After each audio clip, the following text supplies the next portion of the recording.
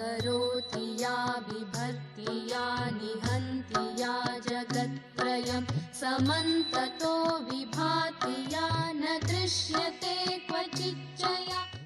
ओंकार पंजर सुखीं उपनिषदुद्यानकेलिकलकण्ठीं आगम विपिन मयूरीं आर्याम् अंतर्विभावये गौरीं। शिवाय गुरवे नमः। श्रीमात्रे नमः। श्री विष्णुरूपाय नमः शिवाय। श्री उमायै नमः। ఉమా సహస్రం అనబడే స్తుతి కావ్యం రచించిన వారు కావ్యకంఠ వాసిష్ఠ గణపతి ముని. ఈ మహానుభావుడు ఈ ఉమాశాస్త్రం అనే స్తుతి కావ్యాన్ని రచించడం వెనక ఒక అద్భుతమైన ఇతివృత్తం అన్నది. ఎంతో తపస్సు, అధ్యయనము, మహానుభావుల యొక్క కృప, అమ్మవారి యొక్క అనుగ్రహము ఈ కావ్యం వెనుక ఉన్నటువంటి అద్భుతమైన అంశాలు. కావ్యకంఠ వాసిష్ఠ గణపతి ముని తెలుగువారు. చాలామందికి వీరి చరిత్ర తెలుసు కానీ బహుళ ప్రచారం కాలేదు. రమణ మహర్షి అంటే ప్రపంచమంతా చేతులెత్తి నమస్కరిస్తుంది. ఆ రమణ మహర్షిని ప్రపంచానికి తెలియజేసిన మహానుభావులు కావ్యకంఠ వాసిష్ఠ గణపతి ముని. వీరు తెలుగువారు కావడం మనందరం గర్వించదగ్గ మరొక అద్భుతమైన విశేషం. ఈ మహానుభావుడు 1878లో ఉద్భవించాడు. క్రమంగా తపస్సు, జ్ఞానము, పాండిత్యము అన్నీ కలిగి ఆనాటి పండితలోకం యొక్క మెప్పు పొంది ఆసువుగా అనర్గళమైన కవిత్వాన్ని చెప్పగలిగేటువంటి ప్రావీణ్యం ఉన్నవాడు, ఉపాసకుడు. వంగదేశంలో ఈ మహానుభావుని యొక్క వైదుష్యానికి సంతోషించి నవద్వీపం అనే ప్రాంతంలో కావ్యకంఠ అని బిరుదిచ్చారు. అప్పటి నుంచి కావ్యకంఠ వాసిష్ఠ గణపతి ముని అని పేరు పొందారు. ఎన్నో గ్రంథాలను రచించారు ఈయన. సంస్కృతంలో అటు కాళిదాసు మొదలైన కవుల తర్వాత ఎన్నో గ్రంథాలను రచించినటువంటి మహానుభావులు వీరే. మరొక విశేషం, 20వ శతాబ్దం యొక్క ప్రారంభ దశలో వీరు రచించినటువంటి సంస్కృత వాంగ్మయం అధునాతన వాంగ్మయంలో ఒక కలికితురాయి అని చెప్పుకోవాలి. ప్రాచీన వాంగ్మయానికి ఏమాత్రం తీసిపోయినటువంటి గొప్పతనం ఇందులో కనబడుతున్నది. కేవలం కవిత్వం మాత్రమే కాకుండా ప్రాచీన ఋషుల వలె మంత్రశక్తి, ఉపాసనా బలము, జ్ఞానము మొదలైనవన్నీ వీరి రచనలో కనబడుతుంటాయి. ఒక కవి, ఒక రచయిత మాత్రమే కాకుండా ఒక తపస్వి వీరు. యవ్వన ఆరంభ వేళలోనే తపస్సు చేసి ఆ తపఫలితంగా మంత్రదేవతల్ని సాక్షాత్కరింపజేసుకున్న మహాత్ములు. ఇంత తపస్సు చేసిన వీరు ఒకానొక సందర్భంలో అరుణాచల క్షేత్రానికి విచ్చేశారు. ఆ అరుణాచలం దగ్గర వీరి యొక్క జీవనానికి కూడా ఒక మంచి మలుపు జరిగినది. అక్కడ అరుణాచలేశ్వరుని ఉద్దేశించి హరసహస్రము అనే పేరుతో 1000 శ్లోకాల్ని స్తుతి చేసి స్వామికి వినిపించారు కావ్యకంఠ గణపతి ముని. అది పూర్తిగా తాను చదువుతూ ఉండగా విన్నవారిలో మహానుభావులు రమణ మహర్షి అక్కడ ఉన్నారు. అప్పుడు నిజానికి రమణ మహర్షి పేరు రమణ మహర్షి కాదు. అందరూ కూడా బ్రాహ్మణ స్వామిని పిలిచేవారు. విరూపాక్ష గుహలో తపస్సు చేసుకున్న సిద్ధపురుషుడు, కేవలం మౌనం మాత్రమే కలిగి ఉన్నటువంటి మహానుభావుడు. ఎప్పుడో 13వ ఏట అరుణాచలానికి చేరుకొని అప్పటి నుంచి మౌనంలోనే ఉంటూ తపస్సుని సిద్ధింపజేసుకుని బ్రహ్మజ్ఞానిగా జీవన్ముక్తుడిగా ఉన్న మహానుభావులు రమణుల వారు. అటువంటి రమణులు కేవలం అప్పటికి ఆ పేరు పొందలేదని చెప్పుకున్నాం, బ్రాహ్మణ స్వామిని పేరు. ఆయన ఈ హరసహస్రం విని చిరునవ్వు నవ్వారట స్పందనగా. ఆ తర్వాత విరూపాక్ష గుహ వద్ద తపస్సులోని మహానుభావుని చూసి ఈయన ద్వారా తన జీవితంలో ఒక సత్యదర్శనం జరుగుతుందని స్పృహ కలిగింది గణపతి మునికి. అప్పుడు రమణుల వారి యొక్క తపస్సుని, ఆ విజ్ఞానాన్ని గ్రహించి రమణుల వారిని ఒక ప్రశ్న వేశారు వారు. తపస్సు అంటే ఏమిటి అని.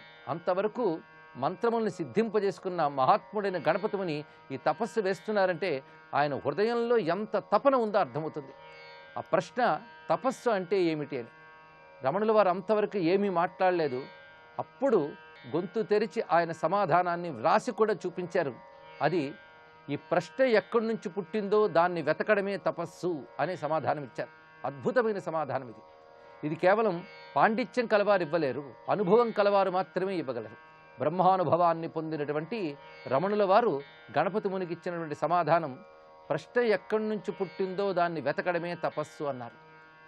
ఇప్పుడు ఆ ప్రశ్న పుట్టడానికి కారణమైన చైతన్యం దేని నుంచి వచ్చింది, ఇది ప్రశ్న వేసుకోవాలి, దానికోసం అన్వేషించాలి. ఈ ప్రశ్నలకి చైతన్యానికి మూలం అహం. ఈ అహానికి మూలమైనటువంటి పరమాత్మతత్వాన్ని గ్రహించడమే అసలైన తపస్సు అని దీని యొక్క సారం. ఈ సమాధానంతో ఆశ్చర్యచకితుడైన గణపతి ముని తన యొక్క సాధనకు ఒక నిర్దిష్టమైనటువంటి లక్ష్యం కనబడింది అనే భావనతో రమణుల వారిని ఆయన తత్వాన్ని గ్రహించి ఆయనకు శరణాగతుడై శిష్యుడిగా మారాడు గణపతి ముని. అప్పుడు ఆ బ్రాహ్మణ స్వామికి రమణుల వారు అని పేరు పెట్టినదే గణపతి ముని. ఆయన యొక్క పూర్వాశ్రమంలో వెంకట్రామన్ అని పేరుని తెలుసుకుని ఆ రామన్ అనే పేరుని రమణ అని మార్చి రమణ మహర్షి అనేటువంటి నామాన్ని తెలియజేశారు గణపతి ముని. అప్పటి నుంచి రమణ మహర్షి అని వ్యవహరింపబడ్డారు ఆయన. ఇలా గణపతి ముని వల్లనే తొలుత ఆ మౌనం వీడి మాట పలికారు మహానుభావులు రమణుల వారు. అప్పటి నుంచి అడపాదడప అలతి మాటలతో అద్భుతమైన ఉపదేశాలని ప్రపంచానికి అందించారు రమణుల వారు. అందుకు రమణుల యొక్క తపస్సు నుంచి, మౌనం నుంచి మొట్టమొదటి పలికించిన వాడు గణపతి ముని. రమణ అని పేరు పెట్టిన వారు గణపతి ముని.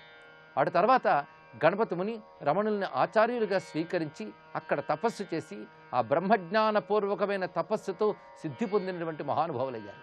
ఇది గణపతి ముని యొక్క చరిత్రలో ప్రధానమైన అంశం. ఇప్పటి వరకు చెప్పుకున్నాం. రామకృష్ణ పరమహంసకి స్వామి వివేకానంద ఎలాగో అదేవిధంగా రమణుల వారికి కావ్యకంఠ వాసిష్ఠ గణపతి ముని కూడా అటువంటి వారే. అందుకు రామకృష్ణ పరమహంస అన్నాక వివేకానందని చెప్పుకోకపోతే పూర్ణం కాదు, వివేకానంద చెప్పాక రామకృష్ణ పరమహంసని స్మరించకపోతే పూర్ణం కాదు. అదేవిధంగా అటువంటి పరిపూర్ణత ఇద్దరి వల్ల మనకు కనబడుతున్నది. అలాంటి మహానుభావుడు గణపతి ముని ఉమాసహస్రాన్ని అందించారు. నిజానికి ఎన్నో అద్భుతమైనటువంటి సంస్కృత గ్రంథాలను రచించిన మహానుభావుడు, శాస్త్ర గ్రంథాలను అందించినటువంటి వాడు. అయినప్పటికీ ఎన్ని గ్రంథాలు రచించినప్పటికీ ఉమాసహస్రం ఈయన యొక్క సమస్త కావ్య రచనల్లో అగ్రస్థానంలో నిలిచి ఉంటుంది. నిజానికి ఇది ఒక్కటి చాలు అనిపించేటంత అద్భుతమైన గ్రంథం ఇది.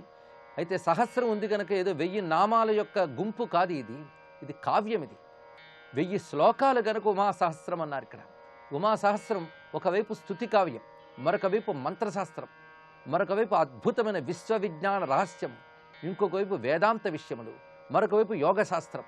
ఇన్ని విషయములు కలిగినటువంటి ఒక అద్భుతమైనటువంటి గ్రంథం ఉమాశాస్త్రం. ఒక్క మాటలో చెప్పాలంటే ఇది శక్తి శాస్త్రము. వేదములు మొదలుకొని ఉపనిషత్తులు, వేదాంతము, మంత్రశాస్త్రములు, యోగశాస్త్రము అన్ని శక్తి గురించి ఏం చెప్తున్నాయో ఒక్కచోట తన తపస్సుతో దర్శించి తన అనుభవాన్ని రంగరించి ఈ స్తుతికావ్యంగా అందించారు. అయితే ఈ స్తుతికావ్యం అవతరణ చాలా విశేషమైన అంశము. అవతరణ ఒక్కటే ఒక అద్భుతమైనటువంటి కథా వృత్తాంతం. అది ఈ అవతరణ ఎలా జరిగినది అంటే, రమణుల వారిని ఆశ్రయించినటువంటి గణపతి ముని ఒకసారి తాను తపస్సు చేసుకోవడానికి ఏదైనా గుహ కావాలి అని అరుణాచలం వద్ద ఉన్న ఫలని సాధువుని అడిగారు. అప్పుడు ఆ ప్రక్కనే ఉన్నటువంటి రమణుల వారు విరూపాక్ష గుహకి సమీపంలో ఉన్న ఒక గుహ ఉంది, అది నేను చూపిస్తానని తాను చెయ్యి పట్టుకుని తీసుకువెళ్ళారు. విరూపాక్ష గుహ అంటే రమణుల వారు తపస్సు చేసినటువంటి చోటు. ఆ విరూపాక్ష గుహకి సమీపంలో చూత గుహ అనుంది. చూతము ఆమ్రము అంటే మామిడి అని అర్థం, అందుకు మామిడి గుహ అనవచ్చు. అటువంటి ఆమ్ర గుహ ఒక చక్కని మామిడి చెట్టు సమీపంలో ఉన్నటువంటి ఆ గుహ, ఆ చెట్టు వల్ల చల్లని నీడ కలిగి ఉన్నది. ఆ గుహ వద్దకు తీసుకెళ్ళి గుహలో నువ్వు సాధన చేసుకో అని రమణుల వారు గణపతి మునిని శాసించారు. అప్పుడు గణపతి ముని ఆ గుహలోకి చేరి అక్కడున్న ప్రశాంతతని, శీతలత్వాన్ని ఆస్వాదిస్తూ తాను ధ్యానానికి, ఉపాసనకి సిద్ధపడ్డప్పుడు చాలాసేపు రమణుల వారు అక్కడ కూర్చుని మాట్లాడారు. ఆ సమయంలో ఎచ్చెమ్మాళ్ అనేటువంటి ఒక స్త్రీమూర్తి వంట వండి ఎప్పుడు రమణుల వారికి తీసుకువచ్చేది. ఆమె ఆ రోజు కూడా రమణుల వారికి భోజనం తీసుకువచ్చింది. కానీ రమణుల వారు ఇటువైపు గణపతి మునితో ఉండడం చూసి వీరు సంగతి ఏమిటంటే వీరు కూడా ఇప్పుడు ఇక్కడి నుంచి తపస్సు చేస్తారు అంటే వెంటనే రమణుల వారికి భోజనం అక్కడ పెట్టి మళ్ళీ క్రిందికి వచ్చి అరగంట లోపల మళ్ళీ వంట వండి తీసుకువచ్చి గణపతి మునికి కూడా ఏర్పాటు చేసింది. అప్పటి నుంచే ఎచ్చెమ్మాళ్ రోజు తపస్సు చేసుకుంటున్న గణపతి మునికి కూడా ఆ గుహ వద్దకు భోజనం తీసుకొస్తూ ఉండేది. అలాగా ఆ చూత గుహని చేరి అక్కడ తన తపస్సుని ప్రారంభించి మహానుభావుడు గణపతి ముని కొనసాగిస్తూ ఉండగా ఆ చూత గుహలో ఉన్నటువంటి ఆ దివ్యత్వానికి సంతోషిస్తూ ఒక అద్భుతమైన శ్లోకాన్ని చెప్పారు. పుణ్యా చూత గుహా సేయం రమణేన మహర్షిణ అధిష్ఠిత సేవకానాం పాపహంత్రి విరాజతే. రమణుల చేత అధిష్ఠింపబడిన పుణ్యమైన ఈ చూత గుహ సేవించిన వారి పాపాల్ని పోగొడుతూ ప్రకాశిస్తున్నది అని శ్లోకభావం. అక్కడ ఈశ్వరానుగ్రహాన్ని కోరుకుంటూ ఏదో ఒక దివ్యమైనటువంటి గ్రంథాన్ని ఆవిష్కరించాలనే సంకల్పం కలిగింది గణపతి మునికి. ఈ సంకల్పం ఒక మహాసంకల్పం. లోకాన్ని ఉద్ధరించడానికై లోకేశ్వరి ఆ తపస్వి కలిగించినటువంటి ఒక అద్భుతమైన సంకల్పం. ఇదివరకే హరసహస్రం అనే పేరుతో ఈశ్వరుని స్తుతించి 1000 శ్లోకాలందించిన గణపతి ముని ఇప్పుడు హరుని యొక్క శక్తి అయిన జగదంబను కీర్తించడానికే సంకల్పించుకున్నారు. అయితే ఇక్కడ విశేషంగా ఎటువంటి గ్రంథం రచించాలి అంటే దానికి కొన్ని లక్షణాలు ముందే ఏర్పాటు చేసుకున్నారు.